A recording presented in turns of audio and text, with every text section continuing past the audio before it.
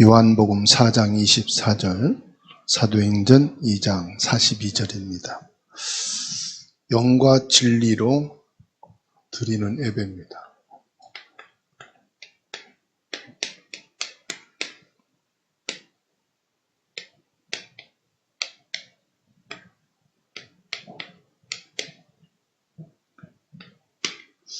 요한복음 4장 24절, 사도행전 2장 42절.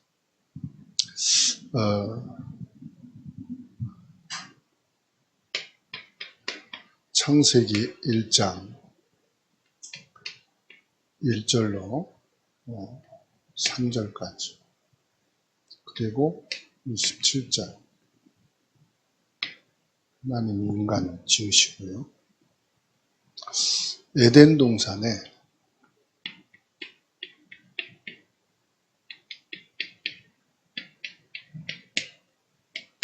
사람이 살게 하셨어요.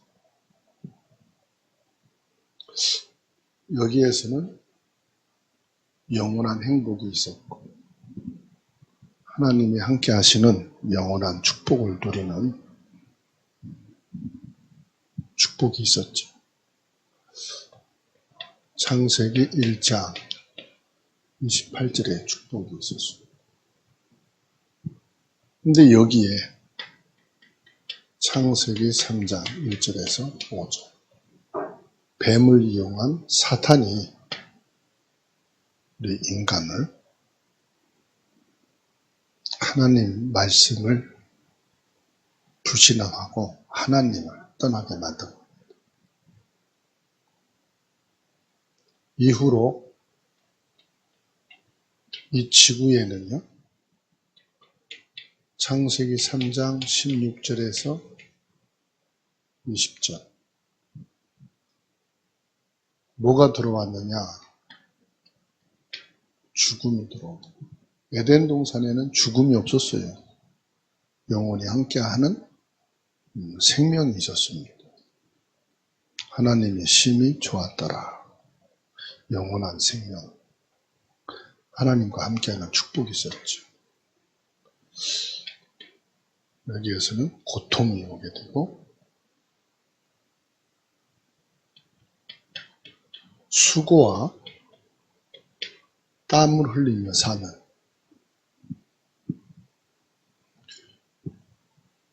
이후로 이 지구에는요, 생명이 없어요.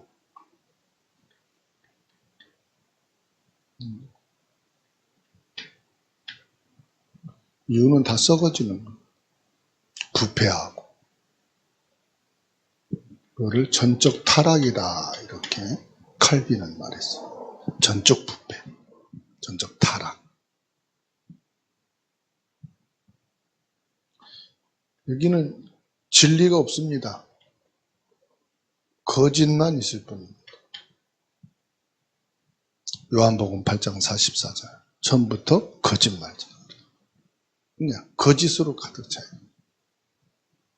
여기에는 뭐 있습니까? 이제 뭔가 싸움과 갈등, 여러 가지 문제와 사고, 이게 지구입니다. 그러니까 점점 시간이 흐를수록 정신문제, 질병, 고통, 죽음의 통곡 소리는 깊어질 수밖에 없어요.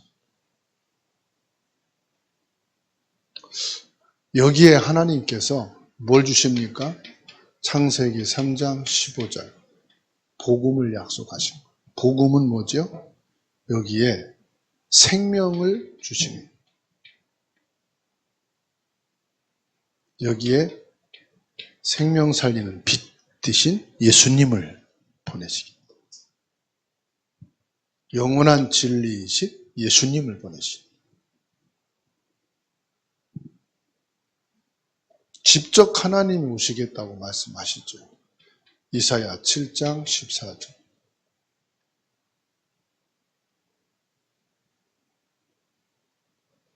이 말씀대로요, 요한복음 1장 14절 6을 읽고 누가 오셨습니까? 참 빛, 생명의 빛 되신 그리스도가 오셨어요. 이 죽음에 살고 있는 세상이 빛으로 생명으로 오신 예수님을 거부하는 거예요. 받아들이지 않는 거예요.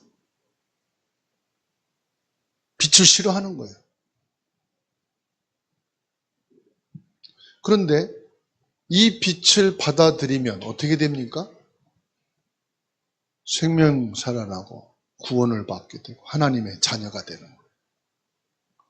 어둠의 권세를 꺾고 사망을 꺾고 고통과 문제에서 벗어나는 하나님 자녀된 권세가 나타나. 이게 어마어마한 거죠. 영접이란 말은 뭐냐? 이곳에 빛이 영접되는 거예요. 생명이 들어가는 거예요. 진리가 들어가는 거예요. 하나님과의 관계가 단절됐는데 이 관계를 회복하는 것이 뭐냐? 영접. 이 지구에는 소망이 없어요. 그래서 에너지 연구자들이 말하잖아요. 지구 에너지가 고갈된다. 모든 음식 문화가 고갈된다. 약이 좋아지니까 음식 문화가 좋아지니까 100세 시대, 120세대 하는데 100세 살고 120세 살면 뭐합니까?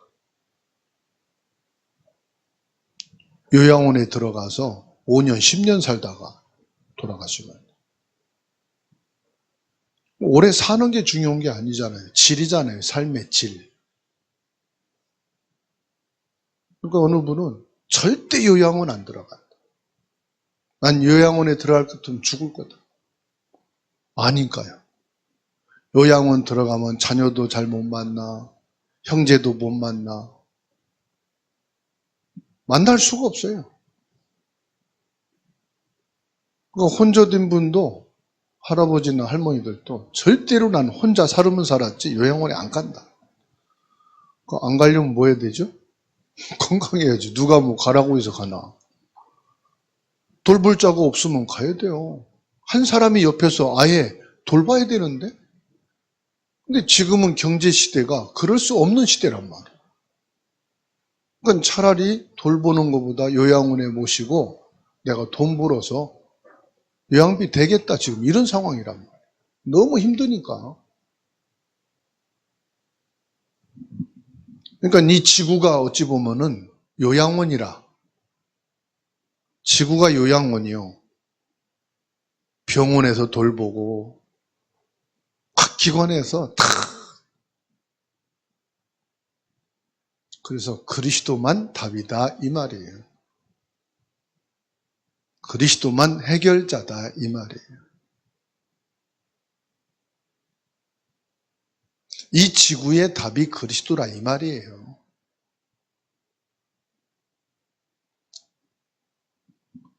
베드로의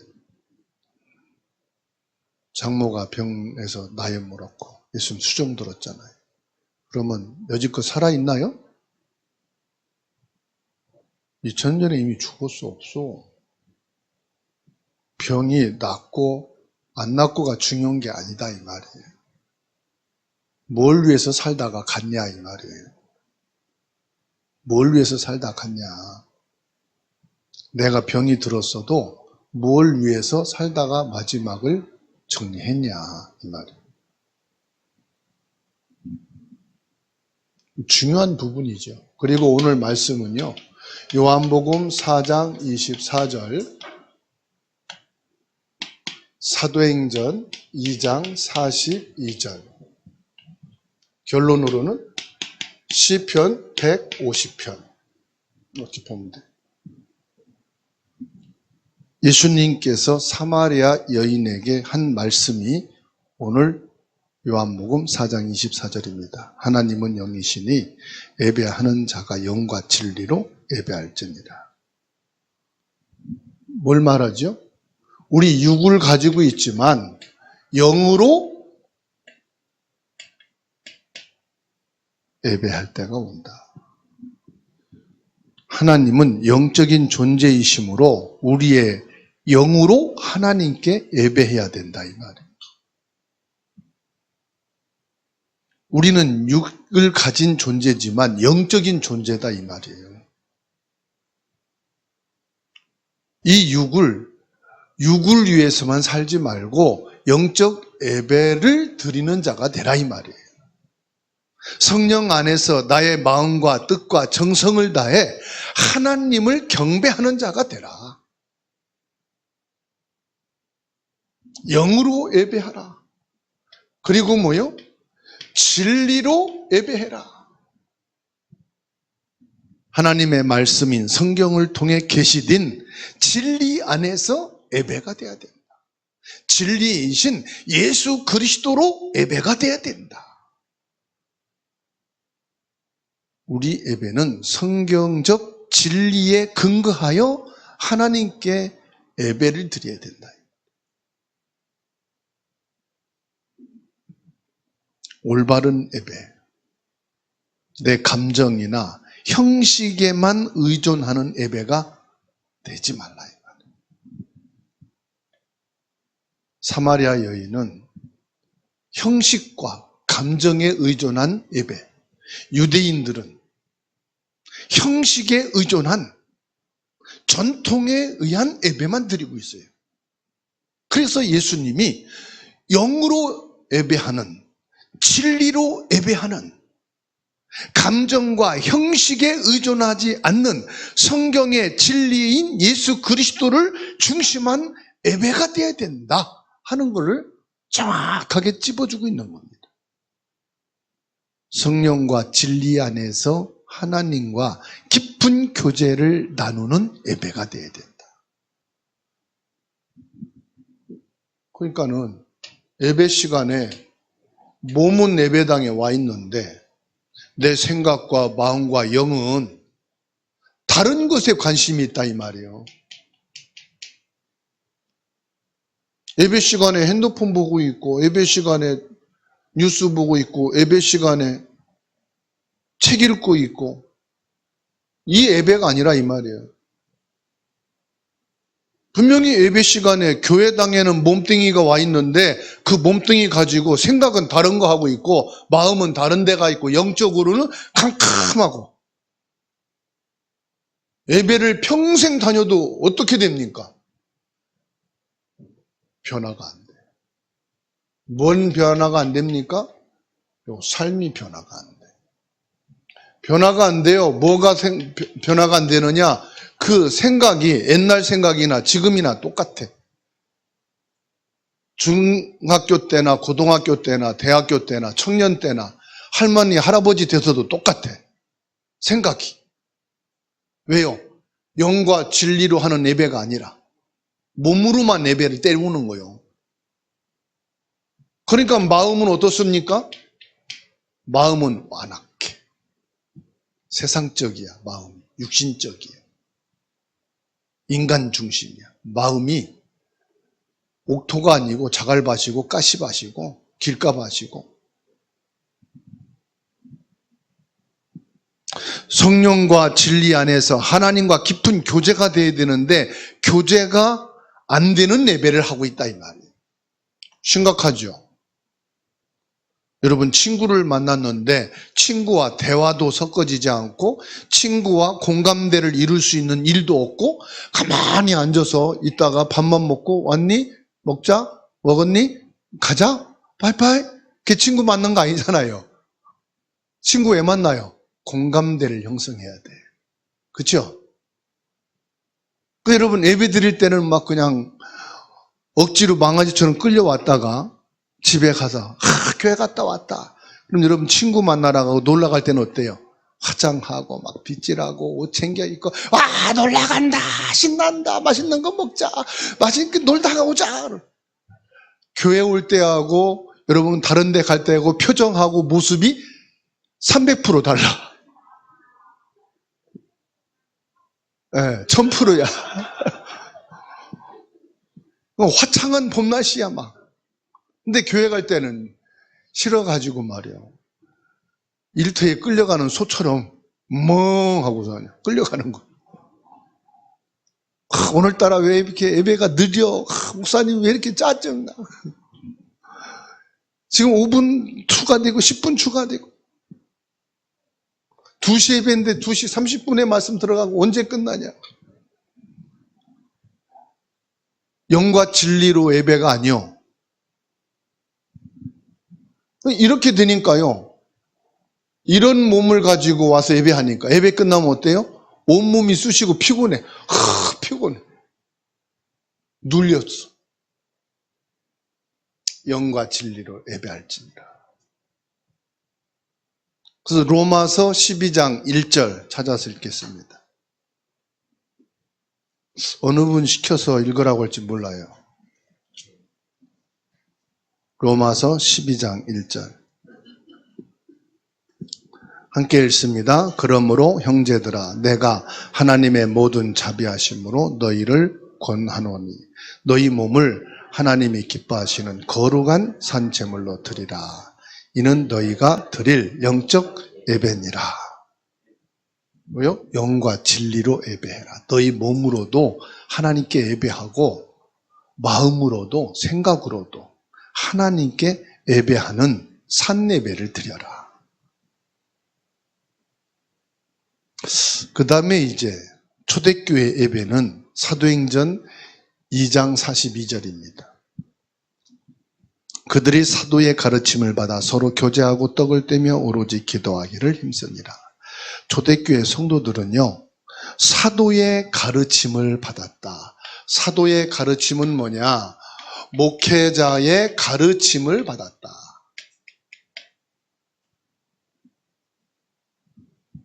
그리고 서로 교제하고 성찬을 나누고 기도에 힘썼다. 초대교회 예배가 어떤 예배였는지를 보여주고 있어요. 오늘 우리들의 예배의 중요성을 여기에서 보여주고 있는 겁니다. 사도의 가르침을 받았다 이 말은 무슨 말이에요? 하나님의 말씀, 목회자를 통해서 주어지는 하나님의 말씀을 받고 그 말씀을 묵상하면서 그 말씀을 뭐예요? 듣고 그냥 끝난 게 아니라 그 말씀을 묵상하는 시간을 가졌다.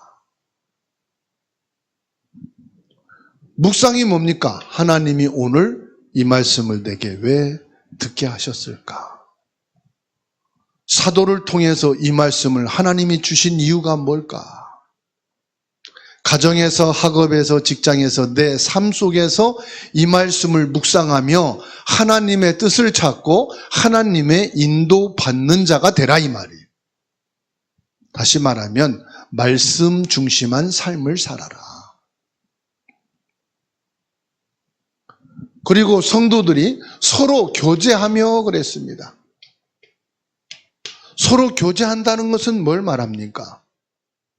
성도들과 그리스도의 사랑을 나누고 하나님이 나를 구원하시기 위하여 오신 예수 그리스도의 그 사랑의 구원을 서로가 교제하는 자가 되라 이 말이에요. 떡을 떼란 말은 무슨 말입니까? 떡을 떼라 이 말은 성찬을 말합니다. 성찬은 뭐지요?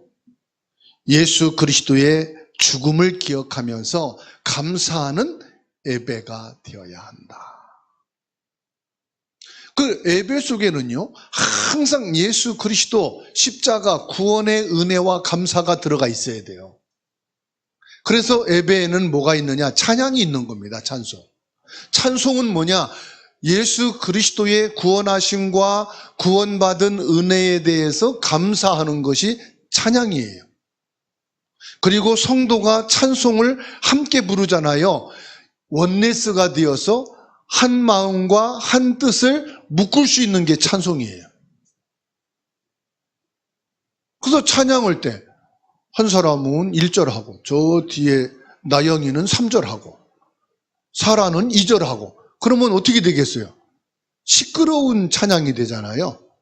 그래서 곡조를 따라서 같은 가사를 가지고 한 마음을 묶어서 찬양하는 것이 뭡니까? 그게 바로 소통이에요. 그게 바로 성도의 교제예요. 그게 바로 원네스예요.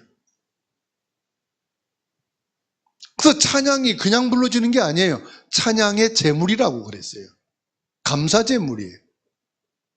그래서 찬송할 때 입 다물고 있는 거는 나의 제물은 빼는 거야. 나는 찬송으로 하나님께 감사 안 해. 나는 성도들하고 한 마음을 묶어서 하나님께 원넷으로 하나님 영광 돌리는 거 싫어. 그래서 하고 입을 닫는 거야, 찬송할 때. 그만큼 찬송이 중요해요. 성도가 함께 하는 것이 찬양이에요. 서로 소통하고 교제하는 것이 찬양이에요. 그거로 하나님께 영광을 돌리는 거예요.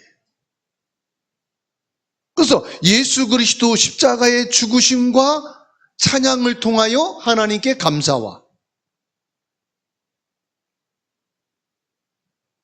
그리고 오로지 기도하기를 힘썼다.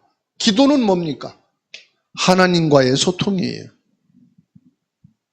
예배의 가장 필수적인 요소들이죠. 기도, 찬양, 성도의 교제, 사도의 가르침의 말씀, 중요한 부분이에요. 이곳에서 하나도 빠지면은 온전한 예배라고 말할 수가 없어요. 그래서 여러분 혼자 예배할 때도 찬양도 부르시고, 기도도 하시고, 말씀도 읽으시고, 하나님 앞에 예배를 통하여 여러분들이 하나님께 영광을 돌리고 나에게 주신 은혜와 그 축복을 하나님과 원네스가 되어서 영적인 시간을 갖게 되기 바랍니다. 요즘은 유튜브 시대고 온라인 시대다 보니까 모이는 것이 띄엄띄엄하게 돼요. 왜? 편리한 세상에 왔으니까요. 그리고 메시지를 내가 원하는 메시지만 찾아 듣게 되니까 이 메시지가요, 영양실조가 되거든요. 음식은 골고루 먹어야 골다공증이 안 걸리는 거예요. 골고루 먹어야 신경과 세포가 건강하게 되는 거예요. 편식을 하게 되면은 건강이 일단 나빠져요. 건강한 신앙생활이 안 된다는 거죠. 어려움과 문제가 있을 때 극복하고 이겨낼 수 있는 영적인 힘을 얻을 수가 없어요. 히브리서 10장 25절을 같이 읽겠습니다.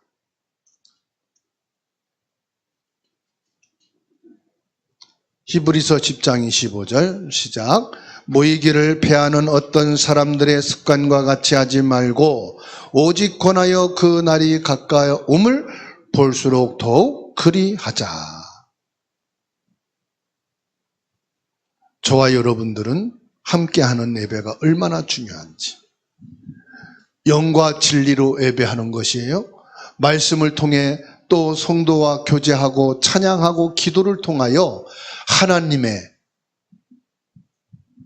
축복인 예배 승리하게 되기를 주님의 이름으로 축원합니다.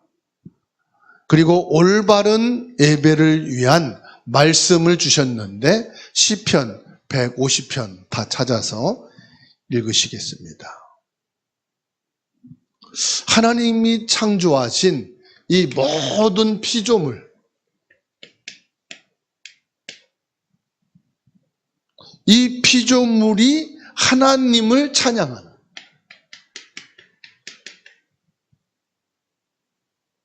그 이유와 방법을 상세하게 기록해 놓은 것이 시편 150편입니다.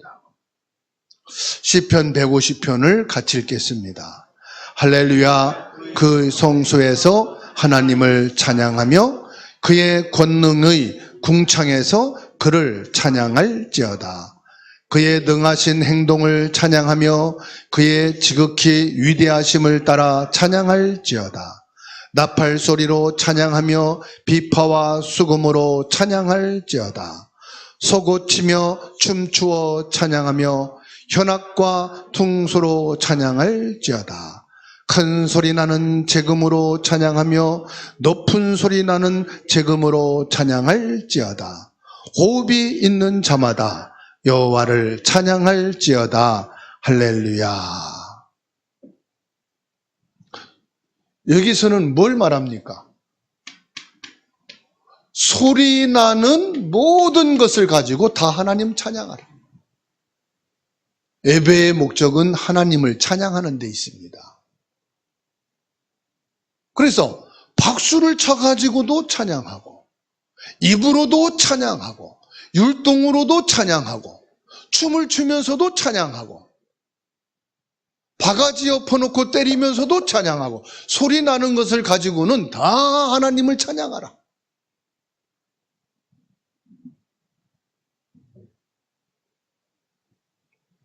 이번 주간에 여러분의 모든 것을 다 동원해서 하나님을 찬양하는 자가 되시기 바랍니다.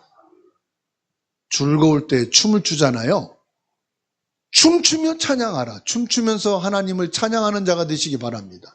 다윗은 하나님의 언약궤를 모시는 것이 얼마나 기뻤던지요. 춤을 췄어. 임금님이. 백성들, 제사장들이 뒤를 따르는데 앞에서 춤을 추는데 어느 정도로 격렬하게 춤을 췄냐면은 허리띠가 풀어져서 갯말이 내려갈 정도로 춤을 추며 찬양했어. 그를 책망했어요. 사람들, 신하들이. 그런데 오히려 하나님은 그 다윗을 기뻐하시고 책망하는 자들을 징계를 내렸어요. 여러분들이 너무 기뻐서 집에서 사람들이 있는 데서 미쳤다고 그러니까 문 잠가놓고 춤을 추면서 주를 찬양할 수 있는 축복이 있기를 바랍니다. 그 정도 이번 주간 하나님을 찬양해 봅시다. 계시록 4장 11절을 보겠습니다. 계시록 4장 11절. 찾은 분 읽어주세요.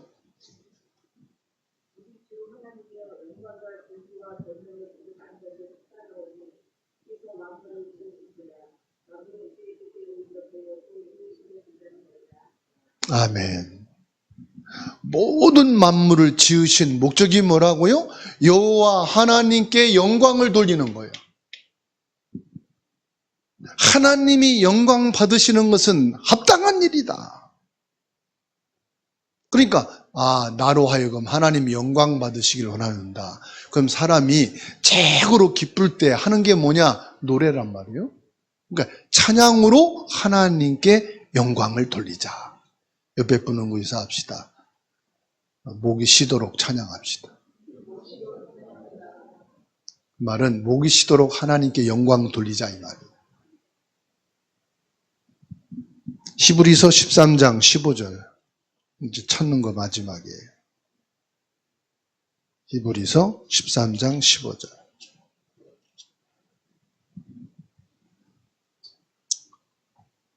같이 읽겠습니다. 시작.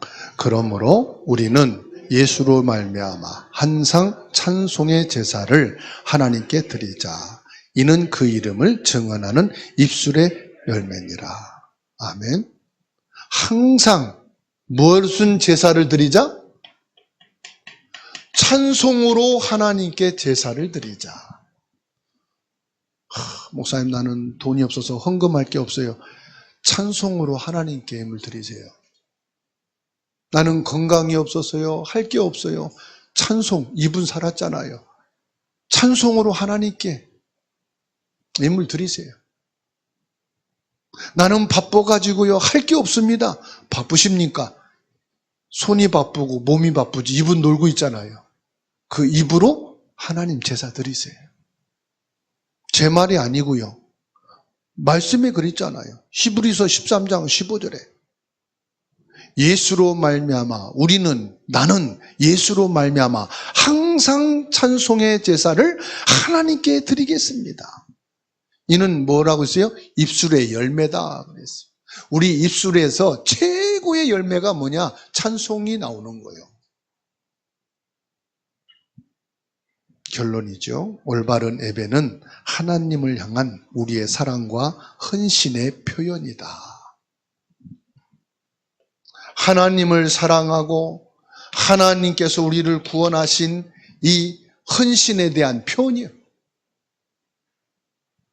우리는 영과 진리로 그리고 초대교회는 모범을 따라 하나님을 예배했듯이 저와 여러분들은 예배를 통해서 하나님과 깊은 교제를 나누고 하나님의 사랑과 은혜를 경험하면서 이 세상을 살아가는데 하나님의 빛을 드러내는 삶, 예수 그리스도를 드러내고 예수 그리스도 이름을 높이고 예수 그리스도를 증거하는 전도자의 삶, 선교의 삶, 렘넌트의 삶이 되기를 주님의 이름으로 축원합니다.